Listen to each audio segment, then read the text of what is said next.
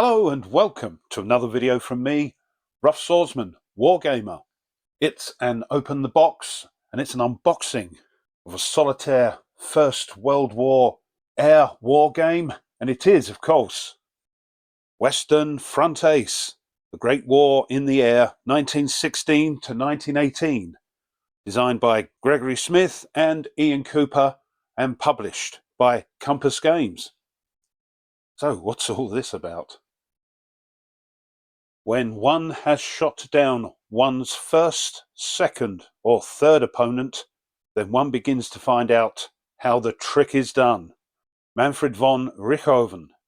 Western Front Ace, the Great War in the Air, 1916 to 1918, is a solitaire tactical level game which places you in command of a scout, a fighter aircraft during World War I. The player may choose one of 7 different nationalities to fly for and can be based from one of many bases along the trench lines or in Italy. Western Front Ace is based on the popular action-packed Night Fighter Ace game system by Gregory M. Smith and is the 3rd game in the series, with a strong narrative around the pilot as you look to increase your prestige, earn skills and rise in rank through promotion and receive awards. The system is packed with rich technical details, but without the complexity to capture the key historical facets of the air battles over Europe in the Great War. There are 42 aircraft models available to pilot, including, you've got them here, Spads, Nieuports, Fokkers, Sopwiths, etc. In the box we've got 2 counter sheets of 9/16 unit counters, 30 aircraft display mats, 8.5 by 11 inch, 12 player aid cards, again 8.5 by 11 inch, 1 2-seater target mat, 8.5 by 11, 2 patrol maps for the 2 fronts, 12 ace pilot cards, double-sided, 1 deck of 60 combat cards, 6 sequence of play cards, a rules booklet, 1 sortie log sheet pad, 2-sided, and 2 6-sided, 1 10-sided, and 1 20-sided die. As mentioned earlier, designer Gregory M. Smith and Ian Cooper, the project director John Krantz, lead artist Ian Wedge, and supporting artists Nadir El Farah and Bruce Yerian, box cover design Ian Wedge and Bruce Yerian. Complexity medium, timescale 1 game is 1 sortie, map scale is abstract, unit scale of course is individual aircraft, number of players 1, and suitability for solitaire high. As it's a solitaire game, average time to play 15 minutes per sortie and the recommended age 14 plus. Here we can see one of the aircraft display mats, some of the counters, and here are some examples of the ace pilot cards by the look of it. Right, let's get the shrink wrap off. The shrink wrap is off, so let's open the box. The first things we see are some Azzy bags. The dice, we've got a D20 there, D10 and a couple of D6s.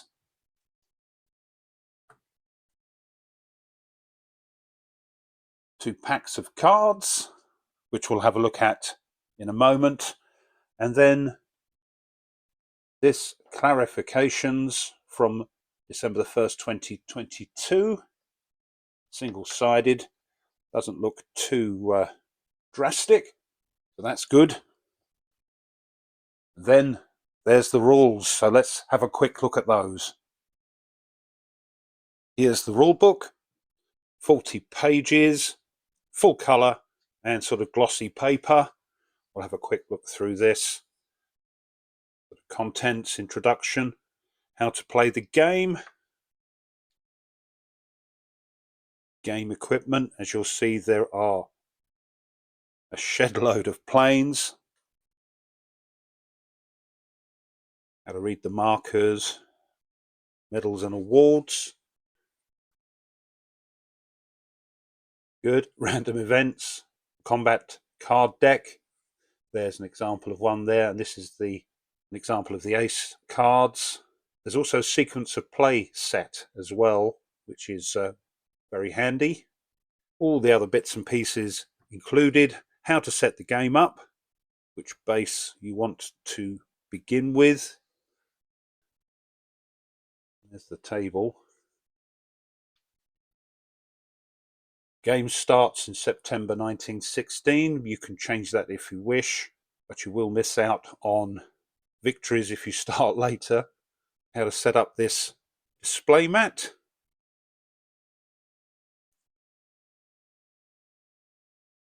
It says there's 21 bases. Showing you some examples here, how to win the game. Oh, this has got a flight school in it, a bit like Tank Ace game from Greg. How to win the game, sequence of play. So all very nice looking, 2-column, lots of pictures. Font size isn't too bad at all. Combat, starting orientation. You know what this reminds me of? This reminds me of Corsair Leader and Zero Leader, of course, if you've played those games. So a lot on the combat. Engaging a 2-seater. Solitary hunting combat. Yeah, you've got to be an ace to do that. Traps. Stalking. Standard and advanced maneuvers. So quite a lot in this game. Although I'm familiar with Greg's other games, Hunters, Silent Victory and the like, this looks completely different, and from what I'm told it's similar to his other air games. So this is my first air game from Greg. Mission requirements, engagement, damage and landing, what happens afterwards, post-combat, and crew skills, awards and promotions. Weather effects here. These are familiar to me from those submarine games. And then we've got a list of the awards for each country. We've got the German awards here. We've got the Austro-Hungarian awards, the Brits, French, American, Italian, Belgian, lots of countries in this. The ace status and the promotions you can get. Listings of those ranks here, random events as we saw earlier, and an example of play. Excellent. So here we've got one of those sort of dress-up dolls. So it's taking you through a first mission by the looks of it, explaining the prestige level, how that works, getting newer aircraft, and then optional rules. So these ace cards are optional. Fatigue, variable pilot quality, will probably add more realism to the game, but make it harder. Squadron victory, airfield, random generators. So lots to do in this. Reloading your Lewis guns, because unlike the others, you could, because of these drums of 97 rounds. Gallantry, credit for victories over enemy lines, campaign scenario. Lots and lots. And then game credits, designer notes, bibliography, and some information on those ace cards. So we've got some from the UK, France, Germany, Belgium, Austria-Hungary, Italy, and the US. Nice picture of some of the planes in the game, and then rules index at the back. Them's the rules. Let's have a look at these next as we saw them at the beginning. These are the cards, so let's get those open. By far the biggest amount of cards are these combat cards. A nice stack of those. Again, we'll find out what all this is about. We've got an attack section, defense, and a defensive fire part of the card. So loads of different cards. Defensive maneuvers. Ooh, don't like the look of that. Avoid all the damage. There we are. Tons of those.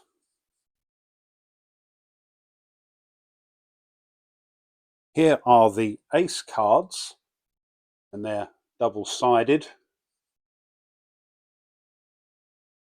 So I assume it's like the hunters where you can pick an ace and try and do it as well or even better as they did in real life.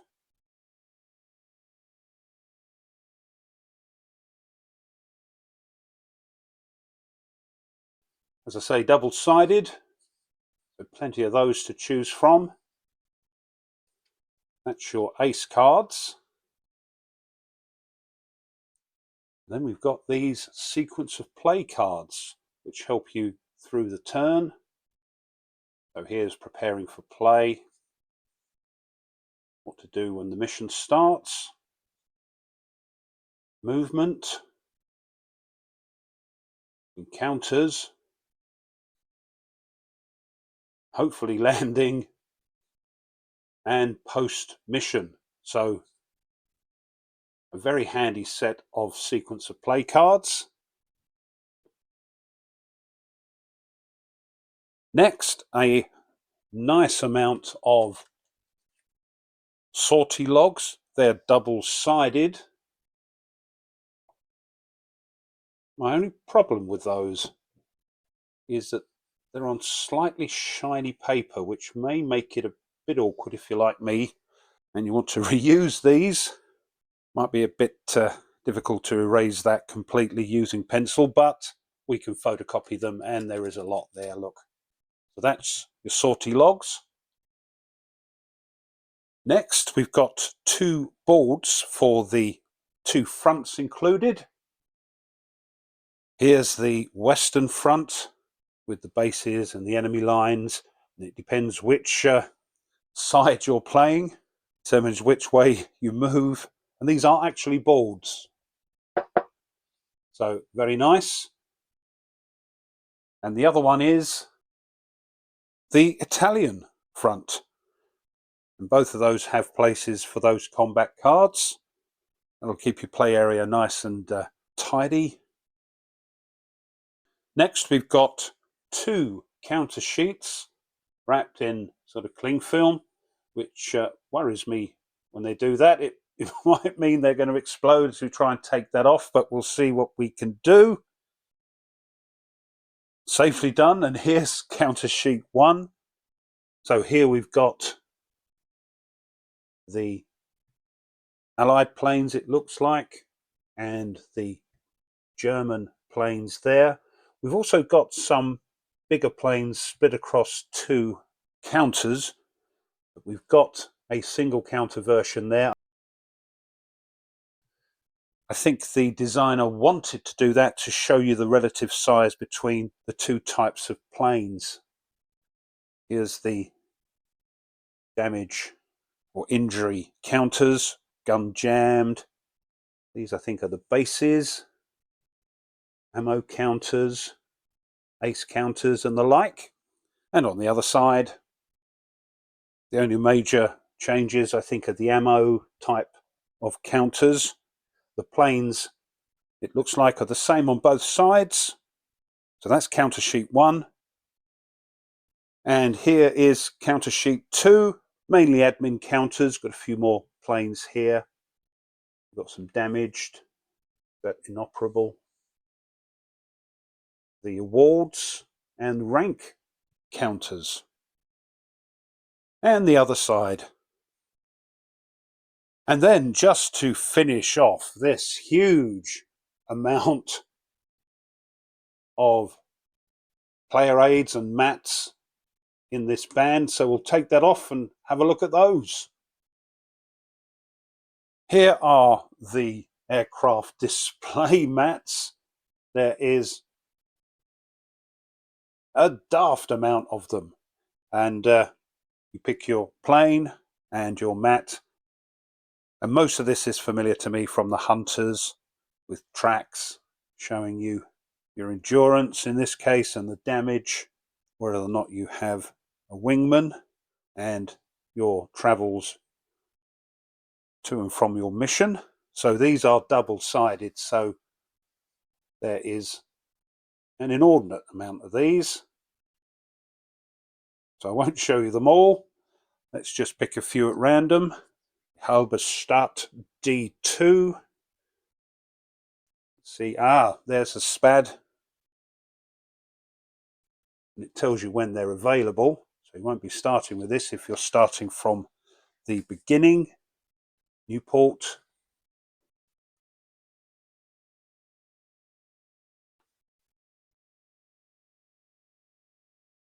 And there we are. Sopwith Camel. Here's one for 2-seater planes.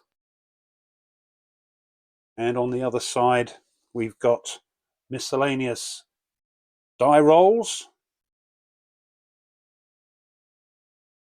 We've also got these dress-up dolls, if you like, as I think Gregory calls them. Here's one for the Italian pilots. So if you're using an Italian ace card, it goes there, and their rank and any awards they get. And these are double-sided as well. Here's an American pilot. Austria-Hungary. German. The French. Belgian. So really you can play any of the countries. Here's the Royal Naval Air Service. And yes, the Royal Flying Corps on the other side. And just to finish off, a nice handful of player aids. Here's the first one. This shows the Central Powers and the Allied missions. On the other side, starting orientations, a nice sequence of play here. Attack deck results, the Italian front 2-seaters you might come across, and the Italian and Austro-Hungarian encounter chart.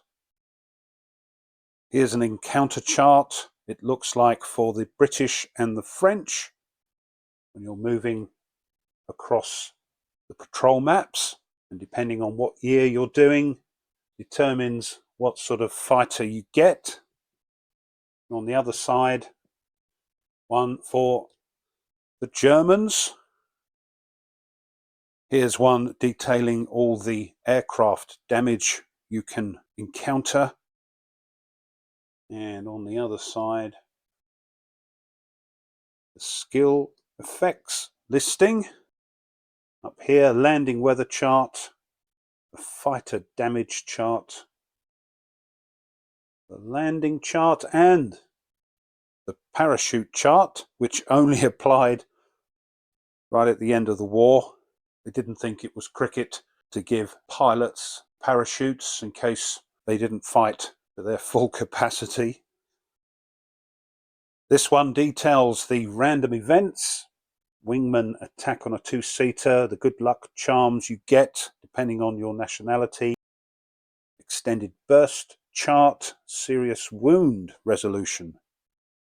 On the other side of this is the flight school training chart. Not sure what to name your pilot? Well, then there's this name your pilot chart for the Belgians, the Italians, the British Empire, the United States, and the French. And not forgetting the Central Powers. Here you can name your German and Austro-Hungarian pilots. On the other side of this, we have the victory location generator for the Western Front and for the Italian Front, and its distance and direction. Here's quite a busy chart detailing the squadron assignments for the Allies, and on the other side for the Central Powers. Here's the last handout, and it appears that this is a duplication of the one we've just shown you, which is strange for a solitaire game, and they look the same. Maybe they're just using up a blank side, but on the other we've got the Allied airfield location generator for the Western and Italian fronts, and that's it. That's everything in the box. So this has been an Open the Box, an unboxing of a game I've been looking forward to getting and now looking forward to playing it, and it is of course Western Front Ace, the Great War in the Air, 1916 to 1918, designed by Gregory Smith and Ian Cooper, and published of course by Compass Games. Well, I hope you enjoyed that and you found it interesting. If you did and you haven't done so already, why not have a think about subscribing to the channel? It really does help. And another thing that helps the little channel is if you push the like button, the thumbs up underneath the video. As I say, that helps tremendously as well. And if you want to be informed of other content the channel uploads, then make sure you push the bell, and also make sure you push all notifications, otherwise YouTube might forget to tell you. As always, I invite you to leave a comment.